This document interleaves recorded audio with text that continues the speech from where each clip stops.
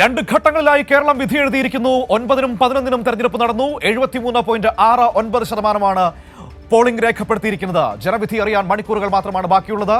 244 കേന്ദ്രങ്ങളിലായി രാവിലെ 8 മണിക്ക് വോട്ടെണ്ണൽ ആരംഭിക്കും. വലിയ പ്രതീക്ഷയിലാണ് മുന്നണികൾ. ഷീജ തിരുവനന്തപുരത്ത് നമ്മളോടൊപ്പം ചേരുകയാണ്. നോക്കാം എന്തൊക്കെയാണ് മുന്നണികളുടെ പ്രതീക്ഷകൾ, അവസാനവട്ട കണക്ക് കൂട്ടലുകൾ, എങ്ങനെയൊക്കെയാണ് കാര്യങ്ങളെന്ന്. Sheeja, good morning.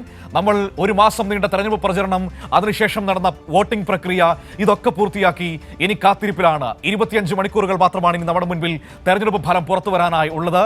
ഏതായാലും വോട്ടെല്ലാം പെട്ടിയിലായിരിക്കുന്നു. മുന്നണികളുടെ കണക്ക് കൂട്ടലുകൾ, ചിന്തകൾ ഒക്കെ ഈ നിമിഷത്തിൽ എങ്ങനെയാണ് ഷീജ?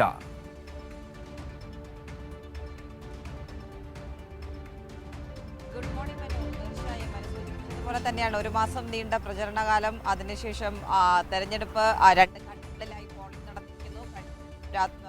വൈകിട്ട് 6 മണിയോടുകൂടി രണ്ടാം ഘട്ട പോളിംഗും പൂർത്തിയായ ഒരു സാഹചര്യത്തിൽ മുന്നണികൾ വലിയ പ്രതീക്ഷയിൽ തന്നെയാണ് എന്നുള്ളതാണ് എടുത്തു പറയേണ്ടത്. നിലവിൽ നമുക്ക് ലഭിച്ചിട്ടുള്ള സംസ്ഥാന തെരഞ്ഞെടുപ്പ് കമ്മീഷന്റെ ഔദ്യോഗികമായി ലഭിക്കുന്ന കണക്കെന്ന് പറയുന്നത് 73.69% 2 ഘട്ടങ്ങളിലായി സംസ്ഥാനത്ത് നടന്ന പോളിംഗിന്റെ ശതമാനം എന്ന് പറയുന്നത്. ഏതായാലും മുന്നണികൾ വലിയ പ്രതീക്ഷയിൽ തന്നെയാണുള്ളത്. അതിൽ ഏറ്റവും പ്രധാനപ്പെട്ട കാര്യം LDFന്റെ തന്നെയാണ് എടുത്തു പറയേണ്ടത്. കാരണം പ്രധാനമായും സംസ്ഥാനത്ത് LDF സർക്കാർ നടപ്പിലാക്കിയിട്ടുള്ള ജനക്ഷേമ വികസന പ്രവർത്തനങ്ങൾ അതിൽ ഊന്നി തന്നെയായിരുന്നു പ്രധാനമായും ഈ തെരഞ്ഞെടുപ്പ് പ്രചാരണ കാലത്ത് LDF എല്ലാ ഇടങ്ങളിലും പ്രചരണവുമായി രംഗത്തെത്തിയത് എന്ന് തന്നെ പറയേണ്ടിയിരിക്കുന്നു. അത് വോട്ടായി മാറി എന്നുള്ള വലിയ പ്രതീക്ഷ തന്നെയാണ് പങ്കുവയ്ക്കുന്നത്. അതുകൊണ്ട് തന്നെ ഒരു തരത്തിലും മാറി ഒരു ഫലം അത് ഉണ്ടാവുകയില്ല. വലിയ വിജയം തന്നെ LDFന് സംസ്ഥാനത്തൊട്ടാകെയായി ലഭിക്കും എന്നുള്ള വലിയ പ്രതീക്ഷ തന്നെയാണ് പങ്കുവയ്ക്കുന്നത്. അത് തന്നെയാണ് കഴിഞ്ഞ ദിവസം CPIMന്റെ സംസ്ഥാന സെക്രട്ടറി MV ഗോവിന്ദൻ മാസ്റ്റർ ആണെങ്കിലും മുഖ്യമന്ത്രി പിണറായി വിജയൻ അടക്കമുള്ളവർ വോട്ട് രേഖപ്പെടുത്തിയതിനു ശേഷം മാധ്യമങ്ങളോട് പ്രതികരിക്കുന്ന സമയത്തും വ്യക്തമാക്കിയത്.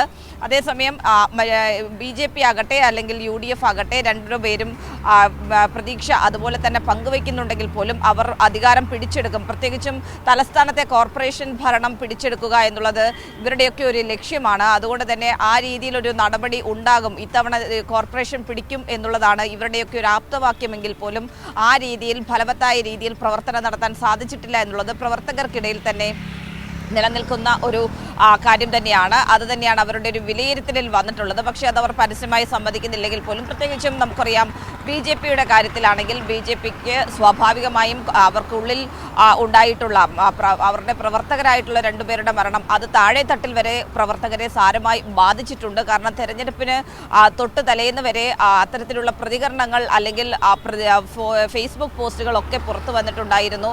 അപ്പോൾ അത് ഈ തെരഞ്ഞെടുപ്പിനെ ബാധിച്ചിട്ടുണ്ട് എന്നുള്ളൊരു വിലയിരുത്തലുണ്ട്. മറുഭാഗത്ത് UDFന്റെ കാര്യത്തിൽ കോൺഗ്രസ് ആണ് വലിയ തോതിൽ ഇത്തവണ തെരഞ്ഞെടുപ്പിൽ അങ്കലാപ്പിലായത്. അത് രാഹുൽ മാങ്കൂട്ടത്തിൽ വിഷയത്തിലായിരുന്നു ഒന്ന് എങ്കിൽ മറ്റൊന്ന് വിമതരുടെ ശല്യം സംബന്ധിച്ചിട്ടുള്ള വിഷയത്തിലായിരുന്നു. രാഹുൽ മാങ്കൂട്ടത്തിൽ വിഷയത്തിൽ ഏറ്റവും പ്രധാനപ്പെട്ട കാര്യം തെരഞ്ഞെടുപ്പ് ദിവസങ്ങൾക്ക് അടുക്കുന്ന സമയങ്ങളിൽ തന്നെയായിരുന്നു രാഹുലിനെതിരായിട്ടുള്ള കൂടുതൽ തെളിവുകൾ പുറത്തു വരുന്നതും അതോടൊപ്പം തന്നെ ഹൈക്കോടതിയിൽ പോകുന്നതും മുൻകൂർ ജാമ്യവുമായി പോകുന്നതും ഒളിവിൽ പോകുന്നതടക്കമുള്ള കാര്യങ്ങൾ ഈ തെരഞ്ഞെടുപ്പിനെ ബാധിച്ചിട്ടുണ്ട് എന്നുള്ളൊരു വിലയിരുത്തൽ കോൺഗ്രസിലെ നേതാക്കൾ തന്നെ സമ്മതിക്കുന്ന ഒരു കാര്യം തന്നെയാണ്. അത് വലിയ തോതിൽ തിരിച്ചടിയായിട്ടുണ്ട് എന്നുള്ളൊരു വിലയിരുത്തലാണ് കോൺഗ്രസിനുള്ളത്. അതുകൊണ്ട് തന്നെ പ്രതീക്ഷിച്ച രീതിയിൽ ഈ തെരഞ്ഞെടുപ്പിൽ ഉയർന്നു വരാൻ സാധിക്കുമോ എന്നുള്ള കാര്യത്തിൽ വലിയ ആശങ്ക പ്രവർത്തകർക്കിടയിൽ തന്നെ നിലനിൽക്കുന്ന ഒരു സാഹചര്യവുമാണ്.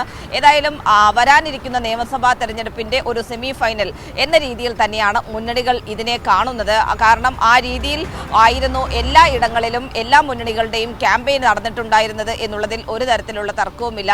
അതുകൊണ്ട് തന്നെ മുന്നണികൾ കണക്കുകൂട്ടലിന്റെ ഒരു അവസാന ലാപ്പിലാണ് എന്ന് തന്നെ പറയേണ്ടിയിരിക്കുന്നു മനു. പക്ഷേ ഈ കണക്കുകൂട്ടലുകൾ ആരുടേതാണ് നാളെ ഫലവത്താകാൻ പോകുന്നത്, ആരുടെ ആണ് കൃത്യമാകാൻ പോകുന്നത് എന്നുള്ളതാണ് ഇനി നമുക്കറിയേണ്ടത്. ഏതായാലും സംസ്ഥാന വ്യാപകമായി 244 പോളിംഗ് അല്ല വോട്ടെണ്ണൽ കേന്ദ്രങ്ങളാണ് സജ്ജമാക്കിയിട്ടുള്ളത്. അതിൽ കൃത്യമായ രീതിയിൽ രാവിലെ 8 മണിക്ക് തന്നെ വോട്ടെണ്ണൽ ആരംഭിക്കുന്നതായിരിക്കും. ആദ്യം പോസ്റ്റൽ ബാലറ്റുകളായിരിക്കും എണ്ണുക. അതിനുശേഷമായിരിക്കും വോട്ടിംഗ് മെഷീനിലെ വോട്ടുകൾ എണ്ണിത്തുടങ്ങുന്നത്. തുടങ്ങുക എന്നുള്ളതാണ്. ഏതായാലും ആദ്യ ഫലസൂചനകൾ സംസ്ഥാന തെരഞ്ഞെടുപ്പ് കമ്മീഷൻ്റേത് ഔദ്യോഗികമായിട്ടുള്ള ഫലം 8:30 തന്നെ ആദ്യ സൂചനകൾ വന്നു തുടങ്ങും എന്നുള്ളതാണ് ഇപ്പോൾ സംസ്ഥാന തെരഞ്ഞെടുപ്പ് കമ്മീഷൻ അറിയിച്ചിട്ടുള്ളത്. അതിനൊപ്പം തന്നെ 11 മണിയാകുമ്പോഴേക്കും ഏകദേശം ഒരു ജില്ലാ പഞ്ചായത്ത് ഗ്രാമപഞ്ചായത്തിന്റെ ചിത്രം വ്യക്തമാകുന്നതായിരിക്കും.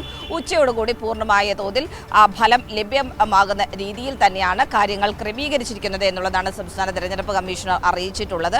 ഏതായാലും ആ രീതിയിലാണെങ്കിൽ ഏകദേശം 11 മണിയോടുകൂടി നമുക്കതിൻ്റെ ഒരു ട്രെൻഡ് മനസ്സിലാക്കാൻ സാധിക്കുന്നതായിരിക്കും. ഉച്ചയോടുകൂടി പൂർണ്ണമായും ആരായിരിക്കും തദ്ദേശ തെരഞ്ഞെടുപ്പിൽ വാണത് എന്നുള്ള കാര്യത്തിൽ ഒരു വ്യക്തത കൈവരിക്കാൻ സാധിക്കും എന്നുള്ള കാര്യമാണ്. ഏതായാലും ഇനി മണിക്കൂറുകൾ ആണ് ശേഷിക്കുന്നത് എന്നുള്ള കാര്യമാണ്. അത് അപ്പോഴറിയാം എന്താണ് ജനഹിതം എന്നുള്ളത്. കാരണം അവർ ഇതിനകം തന്നെ ജനം വിധിയെഴുതി കഴിഞ്ഞിട്ടുണ്ട്. ഇനി എന്തായിരുന്നു അവരുടെ മനസ്സിൽ എന്നുള്ളത് നാളെ രാവിലെ ഒരു 8:30 അതിൻ്റെ ആദ്യ ഫലസൂചനകൾ പുറത്തു വരുന്നതായിരിക്കും. മനു,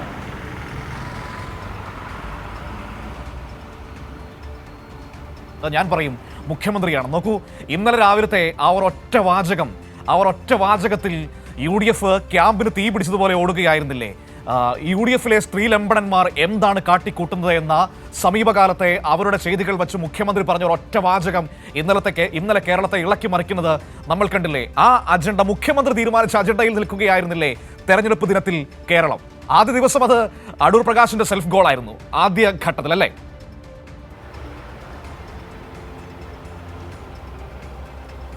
തീർച്ചയായും രാഹുൽ മാങ്കൂട്ടം തന്നെയാണ് ഇത്തവണത്തെ തെരഞ്ഞെടുപ്പ് ഹൈജാക്ക് ചെയ്തത് എന്ന് തന്നെ പറയേണ്ടിയിരിക്കുന്നു, മനു. കാരണം രാഹുൽ മാങ്കൂട്ടത്തിൽ വിഷയത്തിൽ നമുക്കറിയാം, സ്വാഭാവികമായും തെരഞ്ഞെടുപ്പ് ആദ്യഘട്ട തെരഞ്ഞെടുപ്പ് നടന്ന 9-ാം തീയതിയായിരുന്നു UDF കൺവീനർ അടൂർ പ്രകാശിന്റെ ഭാഗത്ത് നിന്നുള്ള പ്രതികരണം വന്നത്. അതിൽ പ്രത്യേകിച്ചും ഈ രാഹുൽ മാങ്കൂട്ടത്തിൽ വിഷയത്തിൽ നേരത്തെ തന്നെ രാഹുൽ മാങ്കൂട്ടത്തിനെ സംരക്ഷിക്കുന്ന തരത്തിലുള്ള നിലപാട് സ്വീകരിച്ചുകൊണ്ടിരുന്ന അടൂർ പ്രകാശാണ് അന്ന് നടിയെ ആക്രമിച്ച കേസുമായി ബന്ധപ്പെട്ടുകൊണ്ട് ദിലീപിനൊരു പരസ്യ പിന്തുണയൊക്കെ പ്രഖ്യാപിക്കുന്നതടക്കമുള്ള നടപടികൾ ഉണ്ടായത്. വലിയ തോതിലുള്ള പ്രതികരണങ്ങൾ അതിനെതിരെ അപ്പോൾ തന്നെ ഉയർന്നിരുന്നു എന്നുള്ളതിൽ തർക്കമില്ല. മറ്റു കോൺഗ്രസ് നേതാക്കൾക്ക് അദ്ദേഹത്തെ തള്ളിപ്പറയേണ്ട ഒരു സാഹചര്യത്തിലേക്ക് വരെ എത്തി. കാരണം അല്ലാത്തൊരു നിലപാടെടുക്കുകയാണെങ്കിൽ തെരഞ്ഞെടുപ്പ് ദിനമാണ്, ജനങ്ങൾ ഏത് രീതിയിൽ പ്രതികരിക്കും എന്നുള്ളത് അവർക്ക് കൃത്യമായി തന്നെ ബോധ്യവുമുണ്ട്.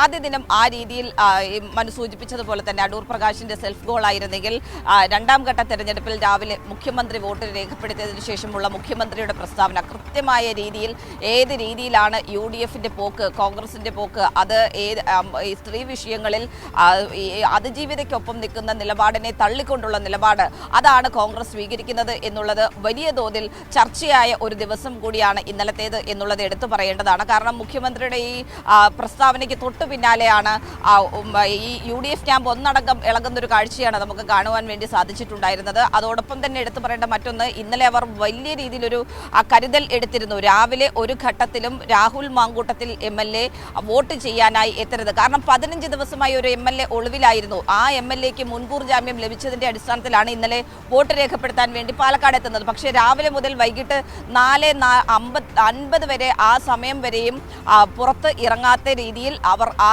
സമയം ആ രീതിയിൽ ക്രമീകരിച്ചിരുന്നു എന്നുള്ളത് എടുത്തു പറയേണ്ടതാണ്. കാരണം രാവിലെ എങ്ങാനും രാഹുൽ വോട്ട് ചെയ്യാൻ എത്തുകയാണെങ്കിൽ പൂർണ്ണമായും അത് തെരഞ്ഞെടുപ്പിനെ ബാധിക്കും. ആ തെരഞ്ഞെടുപ്പിൽ വലിയ തോതിലുള്ള തിരിച്ചടി UDF-നുണ്ടാകും എന്നുള്ളത് അവർ വിലയിരുത്തിയിട്ടുണ്ട്. അതിന്റെ അടിസ്ഥാനത്തിൽ തന്നെയാണ് രാവിലെ ഒന്നും രാഹുൽ മാങ്കൂട്ടത്തിലെ ഇറക്കാതെ വൈകുന്നേരം അവസാനത്തെ ആ ഒരു മണിക്കൂറിന്റെ സമയത്താണ് രാഹുൽ പൊടുന്നനെ പാലക്കാട് എത്തുന്നതും വോട്ട് രേഖപ്പെടുത്തുന്നതും പിന്നെ ഉണ്ടായ കാര്യങ്ങളും ഒക്കെ.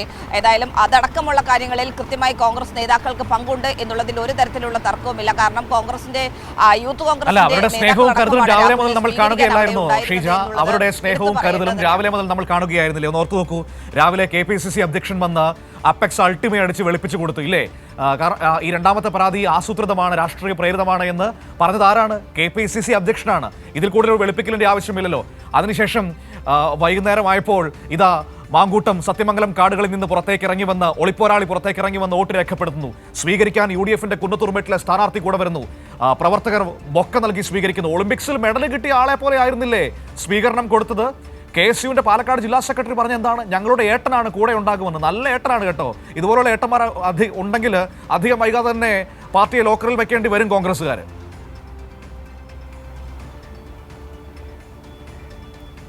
തീർച്ചയായും മനു, രാവിലെ അതിനുള്ളൊരു പച്ചക്കൊടി തന്നെയാണ് സണ്ണി ജോസഫ് വീശിയത് എന്നുള്ളതിൽ ഒരു തരത്തിലുള്ള തർക്കവുമില്ല. അതുകൊണ്ട് തന്നെയാണ് ആ പരാതിയെ ഒരു വെൽ സ്ക്രിപ്റ്റഡ് എന്ന രീതിയിൽ വ്യാഖ്യാനിക്കുന്ന ഒരു നടപടിയൊക്കെ സണ്ണി ജോസഫിന്റെ ഭാഗത്തു നിന്നും ഉണ്ടായത്. ഏതായാലും അതിനെതിരെയും വലിയ തോതിലുള്ള പ്രതിഷേധം ഇതിനകം തന്നെ ഉടലെടുത്ത് കഴിഞ്ഞിട്ടുണ്ട്. കാരണം ഒരു അതിജീവിത ആ പരാതിയുമായി രംഗത്തെത്തുമ്പോൾ അതിനെ അപമാനിക്കുന്നതിന് തുല്യമാണ്. അതൊരു വെൽ സ്ക്രിപ്റ്റഡ് പരാതിയാണ് എന്നുള്ള കാര്യവും ആ രീതിയിലുള്ള പ്രതികരണങ്ങൾ നടത്തുന്നത്. അതുകൊണ്ട് തന്നെ അത് ഇതിനകം തന്നെ പൊതുസമൂഹത്തിൽ ചർച്ചയായി കഴിഞ്ഞിട്ടുണ്ട്. വലിയ തോതിലുള്ള സൈബർ അറ്റാക്ക് അടക്കമാണ് സോഷ്യൽ മീഡിയയിൽ നടക്കുന്നത് എന്നുള്ളതിൽ ഒരു തരത്തിലുള്ള തർക്കവുമില്ല. ആ രീതിയിൽ രാവിലെ KPCC അധ്യക്ഷൻ പച്ചക്കൊടി വീശുന്നു. അതിന് തൊട്ടു പിന്നാലെ വൈകുന്നേരമാകുമ്പോൾ ഇന്നലെ തന്നെ വൈകുന്നേരമാകുമ്പോഴേക്കും രാഹുൽ മാങ്കൂട്ടത്തിലും രംഗപ്രവേശം ചെയ്യുന്നു.